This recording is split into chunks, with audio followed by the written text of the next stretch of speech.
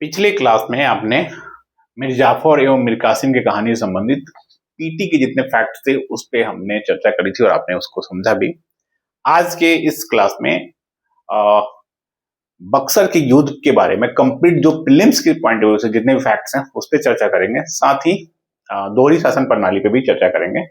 ये ये क्लास, ये वाला सेक्शन जो प्रीलिम्स वाला फैक्ट है मीर जाफर से लेके दोहरी शासन प्रणाली तक कल के लेक्चर में खत्म हो जाएगी। ठीक है, तो आपको एक और वीडियो इसके लिए देखना पड़ेगा। चलिए शुरू करते हैं दोस्तों, बक्सर के युद्ध से संबंधित प्रीलिम्स के फैक्ट के बारे में। बक्सर का युद्ध कब हुआ था? 22 अक्टूबर 1764, आपको याद होगा। तो मैंने अपने जो मेंस वाले लेक्चर में मैंने बताया भी था कि बक्सर के युद्ध के क्या कारण थे, क्या परिणाम रहे, है ना, क्या क्या हुआ बक्सर के युद्ध से पहले का घटनाक्रम, उसका क्या मेन आउटकम निकल के आया, कौन कौन था किरदार इसमें। तो ये मैंने आपको चर्चा किया था पिछले वाले वीडियो में, अगर आपको ध्यान होगा तो। आइए अब प्रीलिम्स के पॉइंट ऑफ व्यू से इसको दोबारा एक बार समझते हैं कि क्या क्या उसमें इंपॉर्टेंट है। आपको बता दें कि प्लासी, बक्सर और डुअल सिस्टम, इनमें सबसे ज्यादा प्लासी एवं बक्सर, ये किसी भी एग्जाम में, यूपीएससी का हो, स्टेट पीसीएस का हो, खासकर यूपीएससी, यूपी पीसीएस हो, बिहार पीसीएस हो, है ना, तो इसमें क्या है कि प्लासी और बक्सर ना हॉट टॉपिक होता है प्रीलिम्स और मेंस का। आप उठा के देखिएगा इतिहास का पीवाईक्यू, मैंने बोला भी आप पीवाईक्यूज पढ़ेंगे तो प्रीलिम्स का, मेंस का जो पीवाईक्यू है ना, आप देखिएगा एक क्वेश्चन, दो क्वेश्चन रहते ही रहते हैं। मेंस में एटलीस्ट एक रहेगा और प्रीलिम्स में 2, 2.5, 3 क्वेश्चन रहेगा ही रहेगा। ठीक है, तो ये ध्यान रखना है आपको कि कैसे रह रहा है। कई बार उसका टेल क्वेश्चन पूछ देता है किसी और में, तो वो 2 क्वेश्चन से भी बड़ा हो जाएगा, है ना। तो टेल क्वेश्चन में कैसे, मान लीजिए पूछ दिया 4-5 युद्ध का क्रम दे दिया, जैसे मैंने कल बताया था कारवां, गिरिया, उधनौला, तो पता लगा उधनौला के बाद आपको बक्सर दे दिया, बक्सर के बाद आपको आगे कोई लड़ाई दे दी मराठों वाली, है ना, तो वो सब दे दिया, या आपको कहें पानीपत का दे दे, कुछ भी दे सकता है। तो ये सब लड़ाइयों का क्रम आपको याद रखना है। तो कहीं ना कहीं ये जो प्लासी से बक्सर वाला रीजन है ना, इसके फैक्ट्स आपको काम आएंगे। आते हैं दोस्तों बक्सर के युद्ध से संबंधित प्रीलिम्स के फैक्ट पे। आगे बढ़ने से पहले आपको फिर से रिमाइंड करा देते हैं कि civil services PMI channel, please इसको सब्सक्राइब करिएगा। जितना सब्सक्रिप्शन आपका, आप जितना अधिक संख्या में सब्सक्राइब करेंगे मनोबल बढ़ता जाएगा। ठीक है, तो ध्यान रखिएगा, प्लीज सब्सक्राइब करिएगा। 2-4 सेकंड पॉज करके वीडियो को। 22 अक्टूबर 1764 को जो बक्सर का युद्ध हुआ था, उसमें त्रिपक्षीय गठबंधन था, मीर कासिम, शुजाउद्दौला और शाह आलम। मीर कासिम कौन था? बंगाल का भगोड़ा नवाब, कहें एक्स नवाब हो गया था ये, क्योंकि मीर कासिम को जैसे ही भागा था उधनौला की, तो वहां पे मीर जाफर को वापस बैठा दिए थे गद्दी पे। अवध का नवाब था शुजाउद्दौला, ये कहां का था? अवध। तो अवध का नवाब शुजाउद्दौला, और तीसरा मुगल सम्राट शाह आलम द्वितीय, जो उस समय इलाहाबाद के एरिया में ही आसपास, पटना के आसपास रहते थे। इनका काम ये था, ये दिल्ली छोड़ के सोचिए क्यों इधर भागा था। दिल्ली पे मराठे भी थे, अब उधर से अफगानों का भी आक्रमण चल रहा था, कुछ इंटरनल पॉलिटिक्स था, इसको अपना जान बचाने के चक्कर में ही भाग आया था। इलाहाबाद और पटना वाले इलाके में रहता था। इसका मेन काम अब ये रह गया था कि पूर्वी भारत में हम अपना एक तरह से कहें मुगल सम्राट की कुछ सत्ता को स्थापित करें। तो मैंने बताया भी था कि इसके अपने हिडन एजेंडा भी थे, सैनिक बहुत ज्यादा था नहीं इसके पास, फिर भी इनका ये उद्देश्य था कि हम, एक नहीं होता है हर व्यक्ति चाहत रखता है कि हमारे अच्छे दिन आएंगे, बट आया नहीं इनका। तो 3 योद्धा थे, कहें भले ही जो भी यो, कम से कम सिराजुद्दौला या प्लासी के टाइम पे जो हुआ था वैसा तो यहाँ नहीं हुआ, लड़ाई हुई थी। मीर कासिम, शुजाउद्दौला, शाह आलम। मीर कासिम एक्स नवाब, शुजाउद्दौला अवध का, और शाह आलम द्वितीय मुगल सम्राट। इन सबसे जो लड़ा था वो अकेला व्यक्ति था, मेजर हेक्टर मुनरो, जो 6-7 हजार सेना के साथ लड़ा था। मेजर, मैं बार बार कहता हूं मेजर क्यों था, ध्यान रखिएगा। तो ईस्ट इंडिया कंपनी की सेना का नेतृत्व किसने किया था? तो मेजर हेक्टर मुनरो। तो अक्सर आपसे पूछ दिया जाएगा कई बार प्रीलिम्स में कि प्लासी के युद्ध में कौन था, तो आपको पता होना चाहिए प्लासी के युद्ध का कर्णधार कौन था, क्लाइव। बक्सर में कौन था? तो रॉबर्ट, ये मेजर हेक्टर मुनरो। तो ये सब चीजें याद रखिएगा। ठीक है, तो ये इसका पहला फैक्ट है।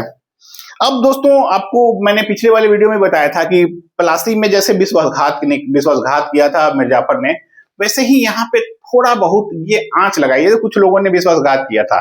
अवध की सेना के 3 अलग अलग सैन्य कमांडर थे, असद खान, साहूमल और जैनुल आबिदीन। अगर पूछा जाए प्रीलिम्स के फैक्ट में कि कौन विश्वासघाती था बक्सर में, तो आप घबरा नहीं जाइएगा कि हमने केवल प्लासी में पढ़ा है, नहीं, आपने बक्सर में भी पढ़ा है। मैं आपको बता रहा हूं, बक्सर में भी 3 विश्वासघाती थे, साहूमल, जैनुल आबिदीन और असद खान। इसमें साहूमल जो था वो रोहतास, बिहार में आज एक जिला है, रोहतास का सूबेदार था वो। ठीक है, एक और आरोप लगाया जाता है किस पे, शाह आलम द्वितीय पे, कि इन्होंने भी बक्सर के युद्ध के समय विश्वासघात तो नहीं कहे, बट ये डरपोक निकला बहुत ज्यादा। इसको तुरंत पता चल गया कि मेजर हेक्टर मुनरो कुचल देगा इसकी सेना को, और इसकी सेना में कौन लोग भर्ती थे मैंने पिछले वीडियो में बताया भी था। तो इसको अपनी सेना की भी क्षमता पता थी और खुद का भी पता था कि ये बहुत बड़ा सैन्य कमांडर तो है नहीं, तो क्या होगा इनके साथ। वही होता है जो युद्ध के बाद पराजित लोगों के साथ होता है, अंततः गला काट दिया जाता है, मार दिया जाता है या फांसी दे दी जाती है। इनके साथ भी वही होना था। तो इसको ना कहीं से कहीं आभास हो गया था। तो युद्ध के दौरान ही ये कुछ समय पहले भी जाके मिला था मेजर हेक्टर मुनरो से। जब बक्सर के युद्ध के कुछ दिन एक हफ्ते पहले कहें, उस पूरे दौरान में इसने समझौता का प्रस्ताव भी भेजा था। तो जब युद्ध हुआ, युद्ध के बाद फिर भी आया, तो वो एक इस पे भी कहा जाता है कि शाह आलम द्वितीय भी एक तरह से कहें दगाबाज निकला था। अगर ये गुप्त संधि की बात नहीं किया होता युद्ध के पहले तो शायद स्थिति कुछ और होती, बट ऐसा कुछ नहीं था। मेजर हेक्टर मुनरो पूरी तैयारी के साथ आया था। जरूरत पड़ती वो 7,000 सेना 8,000 से और बुलाता। इस बार ये इस मूड में थे कि सेना कम पड़ेगी तो इंग्लैंड से बुलाएंगे, लड़ना तो था ही इनको। अब इनको पता चल गया था इन भारतीयों की कमजोरी क्या थी, तो तय था कि लड़ाई होनी थी। वो बक्सर में ना होकर किसी और जगह होती, बट होती लड़ाई। ये मैंने बार बार कहा कि ईस्ट इंडिया कंपनी का जो उद्देश्य था उसमें ये था प्लासी बक्सर ये सब ना एक मामूली घटनाक्रम है, कहीं और उद्देश्य होता तो ये था, है ना। तो ये चलते हैं। अब दोस्त ये आप बार बार एक चीज सोचते होंगे ना कि ये जो तीनों महानुभाव थे, मीर कासिम, सुजाउद्दौला, शाह आलम, युद्ध के बाद क्या हुआ? युद्ध के बाद क्या इनको मार दिया गया? आमतौर पर सिराजुद्दौला की कहानी में आप प्लासी में सुने होंगे कि प्लासी में सिराजुद्दौला भागता है, भागने के बाद मीर जाफर का बेटा उसको कैद करता है, कहां पे, और रखता कहां पे, अपनी हवेली में। बाद में उसको फांसी दे दी जाती है, और ये सब एक हफ्ते के अंदर कर दिया गया। तो नॉर्मली जब सिराजुद्दौला को जो फांसी दी जाती है तो इन सबको, अब आपको ध्यान में, इनको फांसी क्या दी गई थी? क्या तीनों को? हारे तो ये भी थे युद्ध में। हेक्टर मुनरो इतना बड़ा कुख्यात आदमी था कि जिसके डर से कहें तो भारत में जो छोटे छोटे नवाब थे इनकी गिली हो जाती थी। तो सोचिए इन लोगों का क्या हुआ? आपने कभी सोचा ये चीज? में आते हैं, शुरू करते हैं मीर कासिम से। मीर कासिम युद्ध के मैदान से जब उसको लग गया कि अब शाह आलम द्वितीय भी पूरा साथ नहीं दे रहे हैं, सेना की स्थिति तय थी, कई 7,000-8,000 लोग मारे भी गए थे, तो वो युद्ध के मैदान से भाग जाता है। भाग के कहा जाता है? तो युद्ध के मैदान से ये भी भाग गए थे भाई साहब, ये भी भाग गए थे, तीनों भाग गए थे। तो सुजाउद्दौला भागा था अपने अवध का नवाब था, अवध में इनके पास तो कोई कहें अपनी सल्तनत तो कुछ थी नहीं, साम्राज्य कुछ था नहीं। बंगाल में मिर्जापुर को बैठा दिया जाता वापस। तो ये भाग के जाते हैं अवध में। पहले अवध भाग के गया, अवध में सुजाउद्दौला ने कुछ दिन रखा, बाद में सुजाउद्दौला अभी आएंगे, वो संधि भी करता है इलाहाबाद की, तो इसको वहां से भागना पड़ा। तो भाग के कहा जाता है दिल्ली। ये नोट करिएगा, पहले अवध गया, फिर वो दिल्ली भाग के जाता है।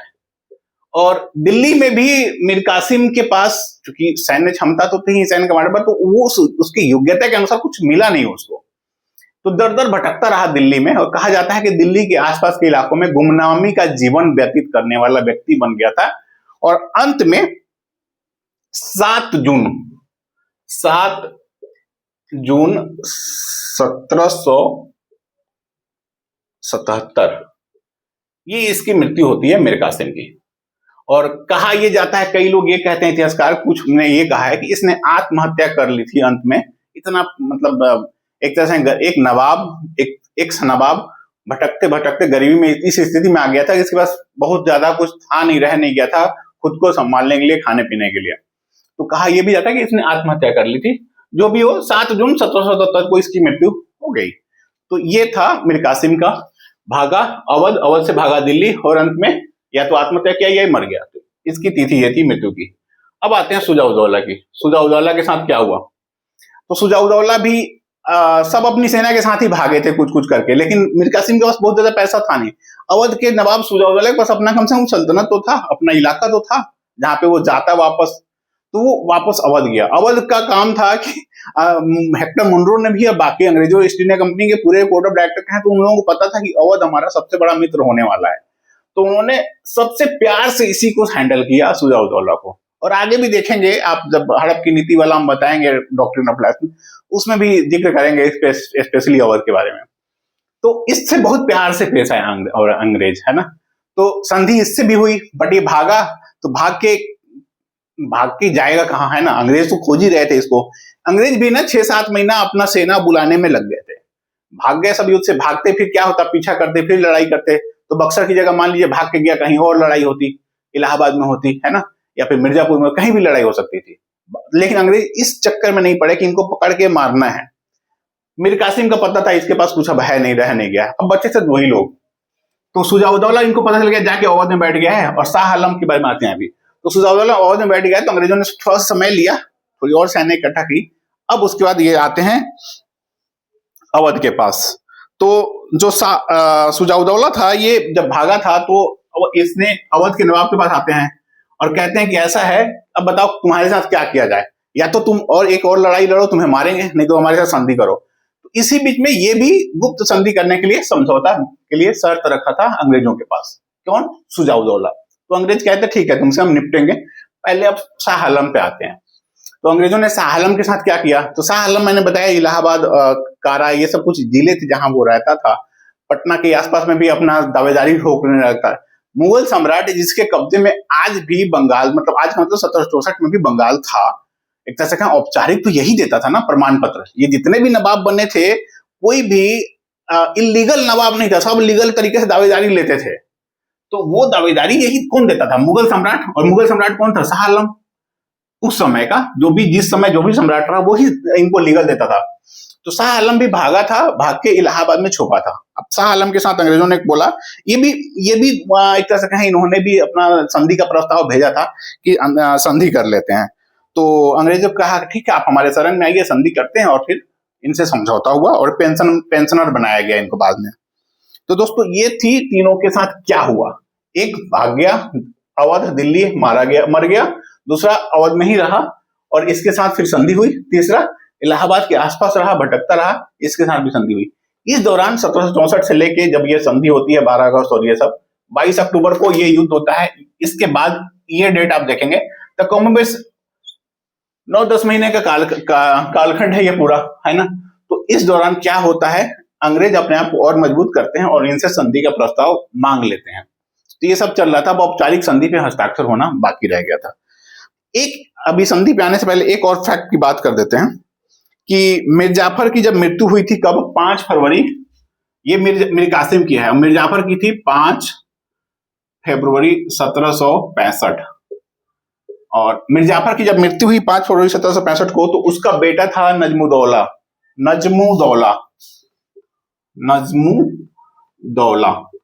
तो इसको अंग्रेजों ने बंगाल का नवाब बनवाया था और अंत में इन्हीं से प्रमाण पत्र दिलवाया था लीगल, शाह आलम द्वितीय से। अंग्रेज ने बनवाया था बट प्रमाण पत्र लीगल, क्योंकि अभी मैंने बताया था कि जनमानस के मन में अभी भी मुगल सम्राट के प्रति श्रद्धा थी, विश्वास था। वो लोग इन सबको कितना भी कहें पूरी तरह से स्वीकार नहीं करते थे। अंतिम उनको लगता था कि हमारा मेन शासक कौन है? तो मुगल सम्राट, जो भी उस समय गद्दी पे रहता था। तो ये था पूरा इनका कहानी। तो नजमुद्दौला बना था 5 फरवरी 1765 से, जब मिर्जाफर की मृत्यु हुई। तो ये इससे भी संधि हुई थी, अंग्रेजों ने करी थी संधि। तो अंग्रेजों ने अब 3 संधियां करी, एक तरह से कहें। एक भाई साहब थे नजमुद्दौला, दूसरा थे ये शाह आलम द्वितीय, और तीसरा कहें सुजाउद्दौला, है ना। तो सबसे पहले बात करते हैं नजमुद्दौला की, जिसके साथ अंग्रेजों ने संधि करी थी। जब इसको गद्दी पे बैठाया गया 5 फरवरी 1765 को, नजमुद्दौला को, तो आप आगे आएंगे तो बक्सर की लड़ाई जब खत्म होती है तो उसके बाद हम पढ़ते हैं ना सर कि बंगाल में दोहरी शासन प्रणाली यानी कि डुअल सिस्टम शुरू हुआ।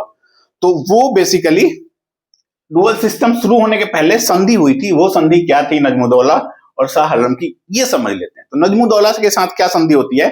नजमुद्दौला को अंग्रेज कहते हैं कि तुम अपनी पूरी सेना लगभग भंग कर दोगे, अपनी सुरक्षा के अलावा 2-4 सैनिक के अलावा बहुत ज्यादा तुम सेना नहीं रखोगे। एक तरह से कहें, इसको सेना रहित बना दिया गया। पूरी सेना, कहा गया कि आप पूरी सेना भंग करिए, कोई जरूरत नहीं आपको सेना की, आपकी रक्षा हम करेंगे। और एक तरह से कहें कि इस पूरे जो अब तक चला आ रहा था मुगल बंगाल के नवाब का, एक तरह से कहें जो दबदबा था, वो यहाँ पे आके पूरी तरह से खत्म हो गया। इसको बोला गया इससे जब कोई सेना ही नहीं रखेगा तो क्या होगा। तो जो इससे संधि होती है, अंग्रेजों ने वो संधि करी थी 20 फरवरी 1765। ध्यान रखिएगा, ये गद्दी पे बैठता है कब? 5 फरवरी 1765 को, और पहला व्यक्ति था जिससे अंग्रेजों ने संधि करी थी, वो थी, ये संधि का डेट था 20 फरवरी 1765। संधि की क्या क्या शर्तें थी? तो पहली शर्त यही थी कि नवाब अपना पूरा सेना भंग कर देगा, अपनी केवल सुरक्षा के लिए 2-4 सैनिक हिफाजत के लिए रखेगा। दूसरा क्या था कि नवाब खुद शासन नहीं करेगा। आप बताइए कि नवाब खुद, अमूमन जब बंगाल में हम देखेंगे, बंगाल के पहले जब मुगल सम्राट, तो 2 तरह के लोग होते थे प्रांत में। एक व्यक्ति दीवान कहलाता था, जो भू राजस्व से देखता था, मालगुजारी वसूलता था, अलग अलग टैक्स वसूलता था। दूसरा था सूबेदार, यानी कि जिसको निजाम या निजामत कहते थे, निजामत का अधिकार। वो क्या था? वो ओवरऑल प्रशासन संभालता था, न्याय, प्रशासन, पुलिस, लॉ एंड ऑर्डर संभालना उसका काम था। एक तरह से कहें तो अधिक शक्तिशाली कौन था? तो सूबेदार यानी कि निजामत जो काम देखता था। क्यों? क्योंकि उसका सेना भी थी, पुलिस भी उसके पास, अदालत भी उसके पास, है ना। तो ओवरऑल कौन है किंग? केवल पैसा वसूलना बड़ा चीज नहीं है ना, बड़ा चीज तो वो होता था जिसके पास सेना रहती थी, तो वो था। तो अब इसको कहा गया नजमुद्दौला को कि पहला तुम अपनी सेना भंग करोगे, दूसरा अब तुम खुद शासन नहीं करोगे, एक उप सूबेदार की नियुक्ति की गई, उप निजाम की नियुक्ति की गई और वो शासन करता। तो अंग्रेजों ने खुद को एक तरह से कहें बनाया उप निजाम और नियुक्त किया एक व्यक्ति को, मोहम्मद रजा खां को, जो आगे मैं बताऊंगा अभी कि मोहम्मद रजा खां ने कैसे उप सूबेदार की भूमिका निभाई। तो एक तो इसकी सेना भंग कर दी गई, दूसरा कहा गया कि तुम अब शासन नहीं करोगे। कारण यही था कि ये अक्षम था, अब इसके पास उतनी शक्ति नहीं थी कि ये शासन करने के लायक हो। तो दूसरी शर्त में ये थी कि इसकी सेना भंग कर दी गई। उसके अलावा कुछ कुछ और शर्तें थी, जैसे इसको वार्षिक भत्ता दिया गया। आंकड़े कहीं कहीं 32 लाख मिलता है, कहीं कुछ है, तो वो ध्यान दे लीजिएगा, वो मैटर नहीं करता, बस इसको वार्षिक भत्ता दिया गया। और इसके कई सारे अधिकार जो थे, नॉर्मली जब इसकी निजामत ही खत्म कर दी गई, तो एक तरह से कहें निजामत का मतलब क्या था? बंगाल का नवाब इस समय आते आते दीवान और सूबेदार दोनों हुआ करता था। तो अब इसका निजामत का जब छीन लिया गया, उप सूबेदार को दे दिया गया कि पूरा उप सूबेदार ही संभालेगा, तो इसके पास न तो पुलिस रह गई, ना न्याय व्यवस्था, ना लॉ एंड ऑर्डर का जिम्मा। ये सारा जिम्मा किसने ले लिया? ईस्ट इंडिया कंपनी ने। एक संधि होती है 20 फरवरी 1765 को नजमुद्दौला के साथ। उसमें अंग्रेजों ने दीवानी का उप सूबेदारी यानी कि उप निजाम, निजामत का पूरा अधिकार उप निजाम के तौर पे अंग्रेजों ने खुद ले लिया, जिसमें न्याय व्यवस्था, पुलिस, प्रशासन, सेना, ये सब का काम उनका अपना देखना था। नवाब की सेना भंग हो चुकी थी। तो दोहरी शासन प्रणाली की औपचारिक जो शुरुआत होती है वो होती है यहां से 20 फरवरी 1765 को, जहां इनको कहें कि उप सूबेदार नियुक्त करने का अधिकार मिला, है ना, अंग्रेजों को यहीं से। ठीक है। इसके बाद इलाहाबाद की जो प्रथम संधि होती है उसमें औपचारिक हो गया। आते हैं शाह आलम द्वितीय से, जब इलाहाबाद की संधि हुई। ठीक है। मई 1765, आपको मैंने बताया था बंगाल का जो नवाब था रॉबर्ट क्लाइव, वो वापस 1759-60 में ये बंगाल का गवर्नर रहा था, वापस इंग्लैंड चला गया था और 1765 में आता है मई में वापस। तो जब वो वापस आया, ये तो फरवरी की बात है, तो मई में वापस आता है, तो उसको जिम्मा दिया था कि तुम जो पूरा जो बंगाल में कुव्यवस्था फैली हुई है उसको तुम संभालो। उसने वही दोहरी शासन प्रणाली लागू की, मैंने बताया भी था पिछले वाली वीडियो में, जब आप दोहरी शासन प्रणाली पढ़े होंगे। तो उसमें क्या था, इसने अब ये कहता है कि अब शाह आलम को कि आइए भाई साहब आपसे संधि करनी है शाह आलम द्वितीय से।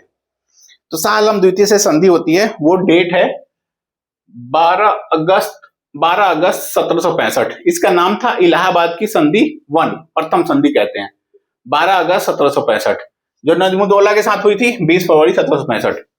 तो 12 अगस्त को जो संधि होती है, इसकी क्या क्या शर्तें थी? उसमें पहली शर्त यह थी कि अंग्रेज को नवाब ने, यानी कि मुगल सम्राट शाह आलम द्वितीय ने, बंगाल, बिहार एवं उड़ीसा की दीवानी का अधिकार दे दिया। तो जो वहां पे इन्होंने एक तरह से कहें निजाम तो यही था, निजाम कहें निजामत का अधिकार इसके पास था, अब इनको दीवानी का अधिकार मिल गया और उप सूबेदार बनने का इनको निजामत का भी अधिकार मिल गया था। तो बंगाल, बिहार, पहली शर्त में यही था, बंगाल, बिहार, उड़ीसा तीनों का दीवानी, तीनों प्रांत की दीवानी का अधिकार किसको मिला? ईस्ट इंडिया कंपनी को। दीवानी के बदले ईस्ट इंडिया कंपनी ने सम्राट को 26 लाख रुपया सालाना देने का वचन दिया और जो नवाब का अपना छोटा मोटा जो इलाका था इलाहाबाद के आसपास, वहां पे निजामत के खर्चों के लिए 53 लाख रुपया देने का वचन दिया था। तीसरी जो शर्त थी संधि की, वो थी कि कंपनी ने कड़ा एवं मानिकपुर, मानिकपुर। कंपनी ने अवध से कड़ा एवं अवध के नवाब जो सुजाउद्दौला, इससे कड़ा एवं मानिकपुर लेके मुगल सम्राट को सौंप दिया। एक तरह से कहा जाता है कि दीवानी का जो अधिकार मिला था बंगाल, बिहार, उड़ीसा का, तो उसके एक गिफ्ट के तौर पे इसको कड़ा एवं मानिकपुर दिया गया। इलाहाबाद का इलाका भी जहां वो भटकता था, एक तरह से कहें मुगल सम्राट होने के बाद भी वैध दावेदार नहीं था, तो उसको रहने का एक इलाका दिया गया, कड़ा, मानिकपुर और इलाहाबाद का। अगला जो पॉइंट है इसमें कि इलाहाबाद जो इलाका जहां वो भाग के बेसिकली गया था, तो वही दे दिया गया छीन के हिस्से सुजाउद्दौला से। मैं दूसरी संधि में बताऊंगा। तो इलाहाबाद भी मिला साथ में, है ना, तो इलाहाबाद ही भी मिला इसमें। तो कड़ा, मानिकपुर और इलाहाबाद 3 इलाके दिए गए। बदले में इसने जो सबसे बड़ी चीज थी वो दीवानी का अधिकार दिया था, जो कि दोहरी शासन प्रणाली का एक तरह से कहें कि बेस बना था। तो ये था दोस्तों। अब आते हैं सुजाउद्दौला के बारे में। तीसरा यही व्यक्ति था। इससे संधि होती है इलाहाबाद की संधि, जिसको कहते हैं इलाहाबाद की संधि 2। इसका डेट है 16 अगस्त 1765। 16 अगस्त 1765 को इलाहाबाद की दूसरी संधि होती है। पहली हुई थी 12 अगस्त को, दूसरी ये। इस संधि में इनसे जो इनके साथ जो हुआ, तो युद्ध में जो क्षतिपूर्ति हुई थी ना अंग्रेजों को, उसमें सबसे ज्यादा जो क्या है सैन्य आक्रमण में जो हिस्सा लिया था प्रॉपर तरीके से, वो था अवध का नवाब सुजाउद्दौला। तो सुजाउद्दौला को कहा गया कि युद्ध में जो हर्जाना क्षति हुआ है उसकी क्षतिपूर्ति की भरपाई तुम करोगे, यानी कि इलाहाबाद का अवध का नवाब करेगा सुजाउद्दौला। तो उससे कंपनी ने, ईस्ट इंडिया कंपनी ने 50 लाख रुपया हर्जाना के तौर पर लिया। संधि की पहली शर्त में ये था। दूसरा, कड़ा एवं इलाहाबाद का जिला, इलाहाबाद कहें इलाहाबाद, कड़ा एवं इलाहाबाद का जिला लेके ये मुगल सम्राट यानी शाह आलम द्वितीय को सौंप दिया गया, जो कि किसके पास था औपचारिक रूप से? कड़ा, मानिकपुर, इलाहाबाद ये अवध के पास था, तो ये लेके मुगल सम्राट को दे दिया गया। इसके साथ जो संधि की और शर्तें थी वो थी कि बनारस एवं गाजीपुर का इलाका इसके अधीन आता था। तो वहां के राजा थे, राजा जागीर कहें, नाम था राजा बलवंत सिंह, जागीरदार टाइप के थे। तो उनको जो है ईस्ट इंडिया कंपनी के संरक्षण में भेज दिया गया। कारण आप समझ सकते हैं, ईस्ट इंडिया कंपनी को बहुत पैसा चाहिए था, तो ये छोटे छोटे जितना नवाब हुआ करते थे ना, छोटे छोटे सरदार हुआ करते थे, ये जाके मिल जाते थे अंग्रेजों से कि साहब हम आपको इतना पैसा दे देंगे, ये हमसे बहुत लूटता है। तो वैसे ही बलवंत सिंह को, जो कि बनारस एवं गाजीपुर के जागीर थे, जागीरदार थे, जिन या कहें जिसकी जागीर इनके पास थी, वो उसके संरक्षण में कहा गया और बोला गया कि आप इसको नहीं डिस्टर्ब करोगे, है ना। यानी कि सुजाउद्दौला बनारस के या कहें गाजीपुर के जो जागीर थे उनको परेशान नहीं करेगा। राजा बलवंत सिंह को, वो अंग्रेजों के संरक्षण में चला गया था, है ना। और ये जागीर जो थी बेसिकली राजा बलवंत सिंह को दिया गया, बनारस एवं गाजीपुर की जागीर दे दी गई राजा बलवंत सिंह को, और वो संरक्षण में चला गया था अंग्रेजों के। एक इसमें और आता है कि सुजाउद्दौला को अवध का, एक तरह से कहें अवध का वैध शासक मानते हुए अवध वापस कर दिया गया। अवध के कई इलाकों पर अंग्रेजों ने कब्जा भी कर लिया था बाद में, इस बीच में जो 8-10 महीने का टाइम था, अवध वापस दे दिया गया उसको, और अवध को बफर स्टेट बनाया गया। और बदले में उसने एक और चीज अंग्रेजों को सौंपी, वो था चुनार।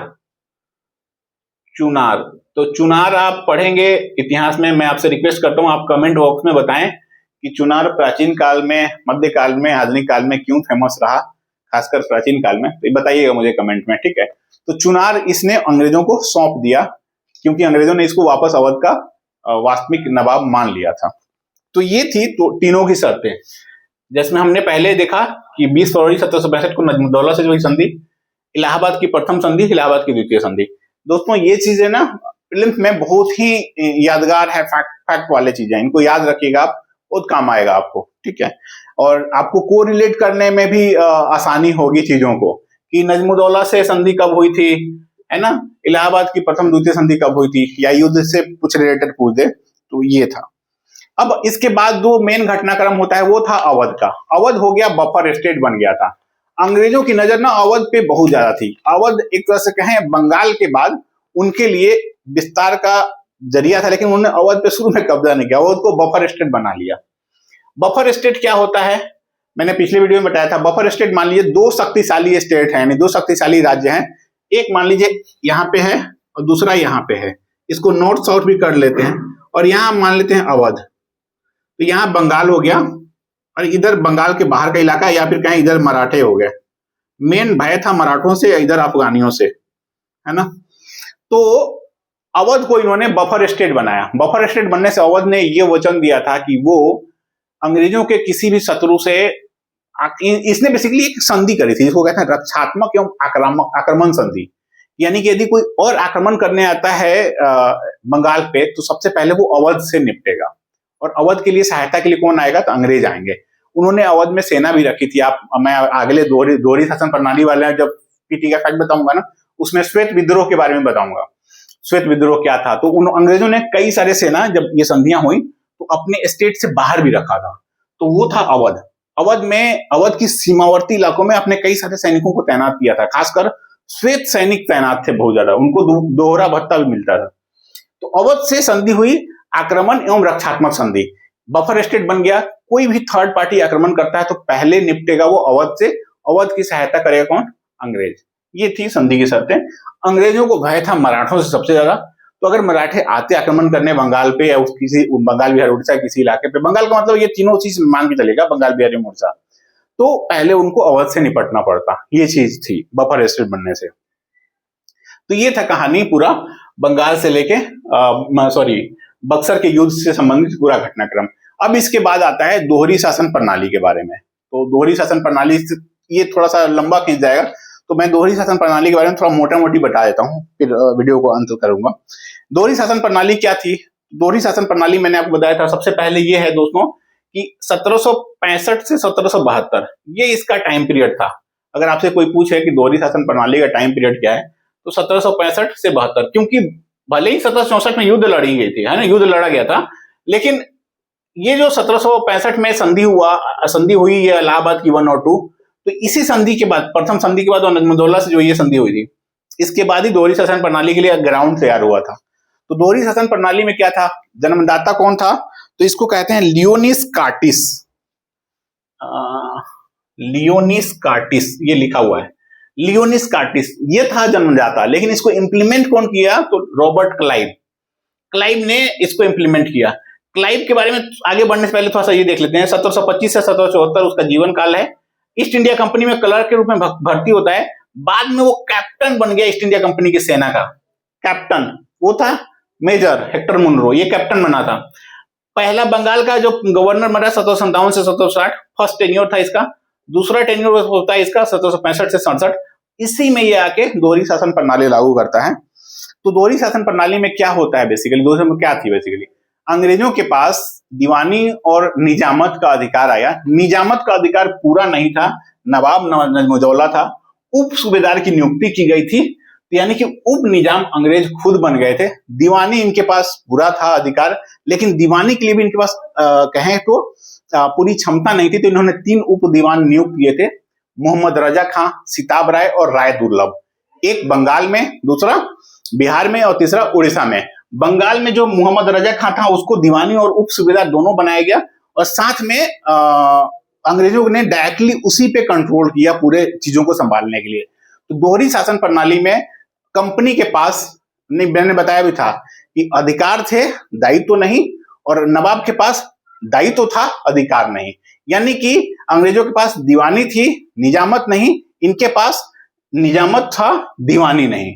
ठीक है, इसके बाद भू राजस्व वसूलने का अधिकार नहीं रह गया था, वो मुगल ने सौंप दिया था किसको, ईस्ट इंडिया कंपनी को। तो दोहरी शासन प्रणाली में अब कौन बना, दीवान, तो ईस्ट इंडिया कंपनी। निजामत किसके पास था, सूबेदार कौन था, नजमुद्दौला, लेकिन इसने अपनी सेना भंग कर दी थी, ये शासन में कोई हिस्सा नहीं लेगा, तो ये इसके तरह नाम मात्र का शासक रह गया। उप सूबेदार कौन हुआ, मोहम्मद रजा खां, जो कि अंग्रेजों द्वारा नियुक्त एजेंट था। तो ये थी कि पूरा सत्ता दोहरी शासन प्रणाली में कि यही था कि अंग्रेजों के पास पूरा था, लेकिन 2 नवाब थे बंगाल में, एक ईस्ट इंडिया कंपनी, दूसरा नजमुद्दौला। कहने को नवाब था ये, बट दायित्व था इसके पास, अधिकार नहीं था, अधिकार विहीन नवाब था। इसी कारण से दोहरी शासन प्रणाली कही जाती है इस पूरे घटनाक्रम को, इस जो पूरा 1765 से 72 तक बंगाल में चला। और उसके बाद बंगाल में अकाल भी, इतना लूट खसोट मचाना, मैं अगले बताऊंगा जब वारेन हेस्टिंग्स फैलाऊंगा, इतना लूट खसोट मचा कि पूछे नहीं। करप्शन हर जगह फैला हुआ था, कंपनी के अलग अलग अधिकारी करप्शन में लिप्त थे, गवर्नर हो चाहे वो। क्लाइव ने आपको बताया था, क्लाइव को जागीर दिया था 24 परगना वाला, है ना, इसका गिद्दड़ कहा जाता था मिर्जापुर। तो ये सब चीजें थी, क्लाइव भी खुद सब लिप्त थे ऊपर से नीचे तक। इतना इनको डूब गए थे कि ये ईस्ट इंडिया कंपनी का काम भी ठीक से नहीं करते थे, जो व्यापारिक काम था इनका, है ना। वो आएंगे अगले वाले वीडियो में, उस पर चर्चा करेंगे। अब ये था पूरा डायरार्की, यानी कि डुअल सिस्टम, ये दोहरी शासन प्रणाली। एक बार ना डायरार्की को भी समझ लीजिए थोड़ा सा डिटेल में। गवर्नमेंट ऑफ इंडिया एक्ट 1919, जिसको मॉन्टेग्यू चेम्सफोर्ड सुधार कहते हैं, इसमें डायरार्की का प्रोविजन किया गया था। तो कंफ्यूज नहीं होइएगा, दोहरी शासन प्रणाली यानी कि डुअल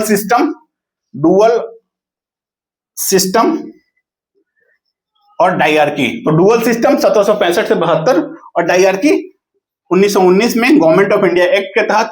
डायरार्की क्यों कहा जाता था कि तो अंग्रेजों के समय में जितने प्रांत थे ना, तो प्रांत में चुनाव हुए थे 1919 में। चुनाव के बाद प्रांतों में लोकतांत्रिक अंग्रेजों के हिसाब से लोकतांत्रिक सरकार चुने गई थी। वहां गवर्नर भी हुआ करता था और मंत्री भी हुआ करते थे। जैसे आज के डेट में आप देखेंगे तो गवर्नर और मंत्री में अंतर यह था कि गवर्नर उस समय वास्तविक शासक था, नाम मात्र का नहीं, और मंत्री नाम मात्र के शासक थे। कारण कि पूरे जो सब्जेक्ट थे जिसपे शासन करना था, रिजर्व्ड और ट्रांसफर, दो यानी कि आरक्षित और हस्तांतरित, दो विषयों में बांटा गया था। जैसे कि मान लीजिए कृषि ट्रांसफर था, लेकिन फाइनेंस रिजर्व में था। फाइनेंस का पूरा काम गवर्नर देखता था, कृषि वाला काम मंत्री देखते थे। तो यदि कोई मंत्री कृषि के लिए कोई योजना लाया तो उसको इंप्लीमेंट करने के लिए पैसा चाहिए, तो उसको गवर्नर से अनुमति लेनी पड़ती थी। गवर्नर पैसा देने के लिए राजी नहीं होता था, इसीलिए इसको डायरार्की कहा गया। और बाद में इसको खत्म किया गया 1937-35 वाले में, गवर्नमेंट ऑफ इंडिया 35 में।